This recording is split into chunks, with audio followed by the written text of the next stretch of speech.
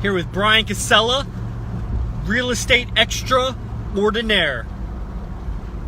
Bryan, for the people that follow me that don't know who you are, because there may be up to 10 people that come live, probably more like 3-4 all at once, but then later there'll be hundreds of views. I'll share this, download it, put it on my YouTube, right, so people will see it. Bryan is, I know there's going to be a little bit of wind volume here. I'll just crack mine while we drive. We just came back from the vegan store with its overpriced soup cans and the marketing gimmick store. The marketing gimmick store.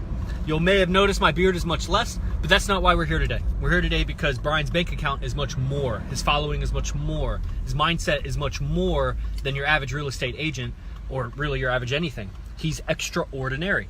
And Bryan, the last talk we did, which is going to be on the podcast, we talked about how you were approaching top real estate agents in the Los Angeles area, and through persistence, after 8 no's on the 9th attempt, you found one who said yes after 9 attempts. Right.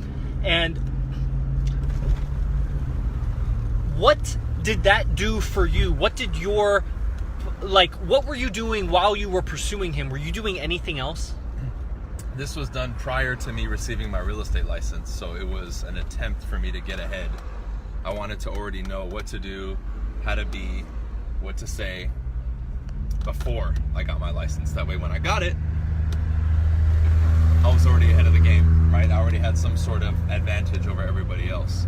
And what that effectively allowed me to do was witness firsthand how it's done, how the top people do it.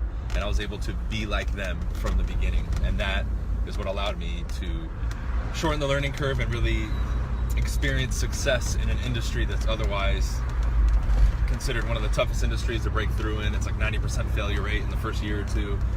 And it really allowed me to cut through all the bullshit, right? We hear so many stories and myths from the outside. I got it straight from the source, from the top, how it was, what to do, and I just put that plan into action. And voila, abracadabra. Yeah, I resonate with that a lot, especially with my wrestling, because when I learned wrestling, it was my freshman year in high school, and a lot of people had been wrestling since they were much younger. Yeah. Especially the good guys, the guys that were really good in high school, and especially in college. I mean, they've been wrestling for a long time.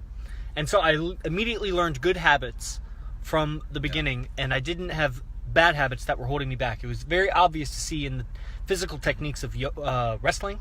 Yeah. And the second one is when I met Arash, because when I met Arash in my yoga, I had basically been a reclusive yoga practitioner up until then. Like only ever practicing at home. I was physically impressive, but like I never showcased it or anything. Right. And I never went to studios to take their classes. And so I met Arash, and when immediately I burst out the gate as far as my communication, like I was expressing myself and putting myself out there, I was initially a very powerful communicator and very, very good at yoga. And the communication wasn't always calibrated, but it was powerful. So that can be good or bad. But I had a lot of power behind it because I had a lot of power inside. Yeah. And what would you say to, I know that there's a lot of people that they're either entrepreneurs pushing themselves out there into the world, or they see communication as like their next step. They don't even maybe have developed like what it is that they want to do, but they know they want to communicate. They know that they're not doing it right. They know that there's a better way to do what they're trying to do because they're frustrated in their communications with their family, with their business. They see themselves as having more potential, but what's like the first steps for them? Because I'm just curious what you would have to say to them. Well, you have to become a student of communication. Where did I start? I started realizing that right away in my real estate career, and that is what allowed me to stumble upon Social Dynamics, the Pickup Arts, Arash, which we share mutually as a mentor. I jumped into the language of sales, which deals a lot with NLP, done some study with hypnosis. I'm a certified hypnotherapist now. You have to really start becoming a student of communication, like literally saying, okay, I'm going to go to the University of Communication, study and learn. And that's literally where it starts. From there, then you're going to find the sources. I've named plenty for people to start. Right. They just have to start looking at that as an actual subject, not like, oh, okay, whatever, I'm going to do this. No, take communication and study it, right? And actually study it. That's the key, because people think that communication, for example, just like, oh, I'm going to structure a sentence better, right? Or, oh, I'm going to do this, I'm going to do that. Oh, I'm just going to persuade somebody. It's way more than that. And it's literally the answer we've learned from Arash to imagination, communication are the keys. And it's so true. And the higher you can communicate, the more control you're going to have over your own mind, and actually the more control you can have over other people. And as an entrepreneur, you want to be able to control people to a certain extent. You want them to watch your ad, you want them to click on your ad, you want them to talk to you, to buy your products, to do what you want them to do when you have their attention. So that's it for me.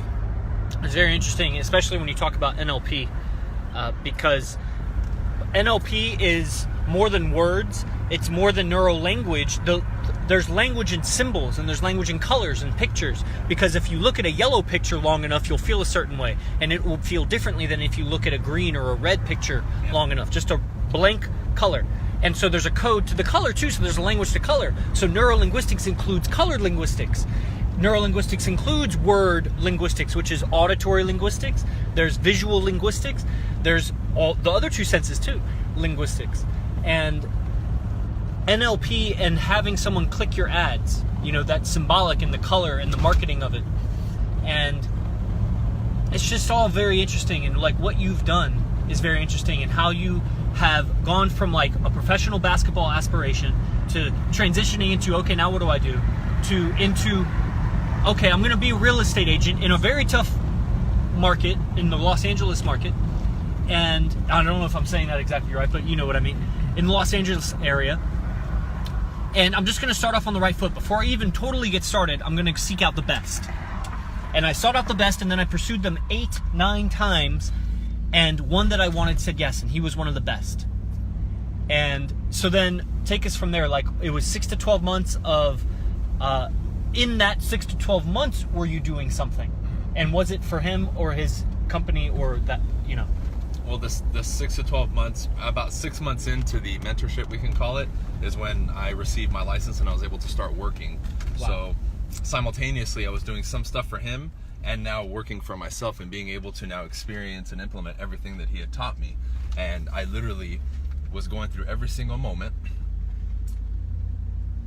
almost as if he had preloaded the video game and said, hey, this obstacle is going to be here. Yeah. When you reach this first pinnacle, this is going to happen. When you level up to level 2, this is the first thought that's going to come into your mind. This is the first situation you're going to run into. And it was literally like almost like deja vu. Wow. Right? Because he had effectively and very accurately predicted what it was going to be like. And so I had, of course, working with him, and then going through that, it just gave me more of a reassurance, because these times were not easy. It was tough. Right? We have a lot of ups and downs, a lot of uncertainty, because you're dealing with your own personal, thoughts and emotions and feelings. But it was almost like, and not a lot of money in flow too. That's really where the thoughts and stuff are coming from. Yeah, not right? at all. But it almost felt as if it's kind of like one of the movie references where you have like the little voice and person like on your shoulder talking to you.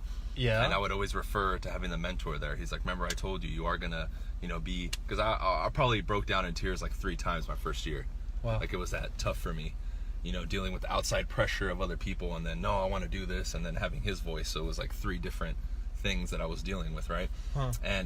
But that always reassured me. He said, remember, I told you this is going to happen. I could always hear his voice in my head, and that's ultimately what helped me get through, was having that higher person, that higher voice, almost looking down on me saying, okay, cool, you're on the path. Keep going. I know rocks are being thrown at you. I know you're stumbling over obstacles, but hey, this is the only road, and I can guarantee you when you get to the end of this road, you will achieve success. And that's what kept me going forward. Yeah. While you're talking, I'm inspired because there's a few people that I know from calling so many studios that are also on the circuit, and they're older, and a lot of them travel internationally and whatever. And I'm curious about if I message them and ask them to mentor me on just that subject, or pay them for their time on that subject. What do they know on that subject? Yeah. Like, I think that would be worth a worthy Absolutely. investment. Yeah, 100%. And cool. Well, I don't have much more to say, so we're home from the vegan store now. So thanks, Bryan Casella. People will find your YouTube channel at Bryan Casella. Yep. That's the channel. It's Bryan Casella. And any other plugs? I like to say I'm Googleable now. I'm Googleable. Yeah. Hell yeah. How is that linguistically? Googleable. Googleable. I'm able to be Googled. That's how There we grammatically go. you'd say it. Yeah. There we go. Namaste.